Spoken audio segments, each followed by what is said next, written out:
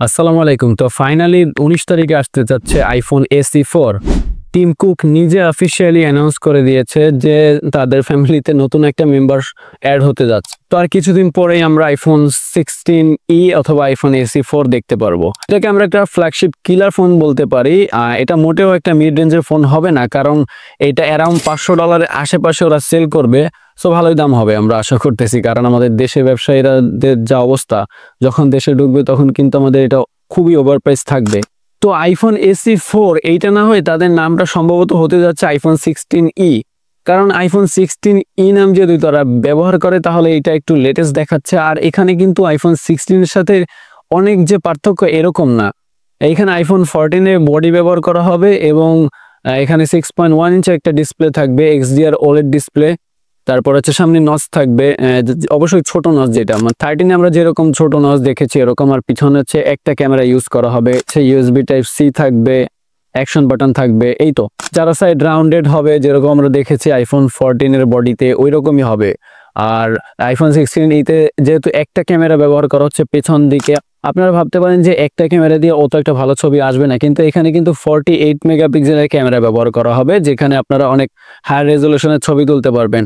আর সব থেকে মজার ব্যাপার হচ্ছে কি, এখানে আপনারা ডিজিটালি ক্রপ করে 2x অপটিক্যালের মতন করতে পারবেন, পোর্ট্রেট নিতে পারবেন, যার কারণে আপনার হিউম্যান সাবজেক্ট, যার কারণে আরো বেশি ন্যাচারাল দেখাবে, যেটা কিনা পোর্ট্রেট ছবির ক্ষেত্রে খুবই ইফেক্টিভ।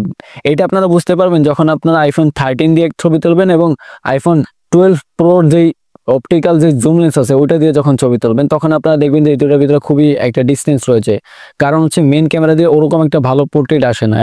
পোর্ট্রেট ছবি তুলতে গেলে এটলিস্ট আপনার 2x অপটিক্যালে শিফট করা লাগে। তো ডিসপ্লেটা এবারও 60 হার্জ থাকবে। অনেকে বলে যে ভাই অ্যান্ড্রয়েডের 120 হার্জের সাথে অ্যাপেলের 60 হার্জ কম্পেয়ার করা যায় না। ভাই এখানে আমি একটা জিনিস আপনাদের বলি, সেটা অনেকে হয়তো শুনেননি। সেটা হচ্ছে অ্যাপেলের 60 হার্জ কিন্তু 60 হার্জ, আপনি যখন 120 হার্জ একটা ডিসপ্লে ইউজ করবেন তখন আপনি বুঝতে পারবেন যে এটা 60 হার্জ। কিন্তু অ্যাপেলের এখানে কি জিনিসটা কাজ করে সেটা হচ্ছে তাদের অ্যানিমেশন। তাদের অ্যানিমেশনগুলো অনেক স্মুথ হয়। আপনি যদি ভিডিও এডিটিং একটু বুঝেন, সেখানে দেখবেন যে কি ফ্রেম সেট করার সময় অ্যানিমেশনগুলো করা যায়, ঠিকঠাক করা যায়। আর যারা আছে ওয়েব ডেভেলপার টাইপের আছেন, যেমন আমি ওয়েব ডেভেলপমেন্ট করেছিলাম, ওইখানে একটু টুকটাক অ্যানিমেশনের এই আইডিয়া আছে, মানে অ্যানিমেশনটা অনেক স্মুথ হয়, যার কারণে 60 FPS এর ফুল পোটেনশিয়াল আপনি ইউজ করতে পারেন, যার কারণে আপনার কাছে ডিসপ্লেটা অনেক বেশি স্মুথ মনে হয়। তো আমরা ইদানিং দেখতেছি যে সব কোম্পানিগুলো এআই পিছনে ঘুরতেছে, কারণ এটা না ঘোরার কোনো উপায় নেই, কারণ আমরা জানি ফিউচার ইজ এআই। তো অ্যাপেলও এখন তাদের এআই সিস্টেমের উপর খুব জোর দিতেছে, যার কারণে আমরা দেখবো যে আইফোন 16-এ 8GB র্যাম ব্যবহার করা হবে এবং লেটেস্ট প্রসেসর 18 ব্যবহার করা হবে। তো আপনারা যদি আইফোন 16e কেনেন তাহলে অ্যাপেলের যে লেটেস্ট এআই ফিচারগুলো আছে সেগুলো ইউজ করতে পারবেন, যেটা একটা ভালো ব্যাপার। আপাতত অ্যাপেল হচ্ছে স্যামসাং থেকে এআই এ অনেক পিছানো রয়েছে, যার কারণে তারা হচ্ছে এটা তো খুবই কাজ করতেছে। বাট আমি পার্সোনালি বিলিভ করি যে খুব তাড়াতাড়ি তারা এটা সলভ করতে পারবে এই প্রবলেমটা, কারণ তারা অলরেডি এটা নিয়ে কাজ করতেছে। যেমন দেখেন হচ্ছে একসময় অ্যাপেলের হচ্ছে ব্যাটারি নিয়ে খুবই ক্লেম ছিল, ব্যাটারিতে তারা খুবই বাজে ছিল, কিন্তু আইফোন 13 সিরিজের পরে কিন্তু তারা একদম এই গেমটাই চেঞ্জ করে দিয়েছে। তাদের ব্যাটারি ব্যাকআপ কিন্তু এখন মারাত্মক লেভেলের বেড়ে গিয়েছে, যেটা আনএক্সপেক্টেড ছিল অনেকের কাছে, কারণ অনেক দিন ধরে তারা হচ্ছে এটার শিকার হয়েছিল, অ্যাপেলের ব্যাটারি ভালো না, ব্যাটারি ব্যাকআপ ভালো না, হ্যান ত্যান, কিন্তু তারা এই প্রবলেমটা সলভ করে দিয়েছে। তো আমি বিশ্বাস করি যে অ্যাপেল এআই মামলাটাও এরকম ভাবে ক্লোজ করে দিবে।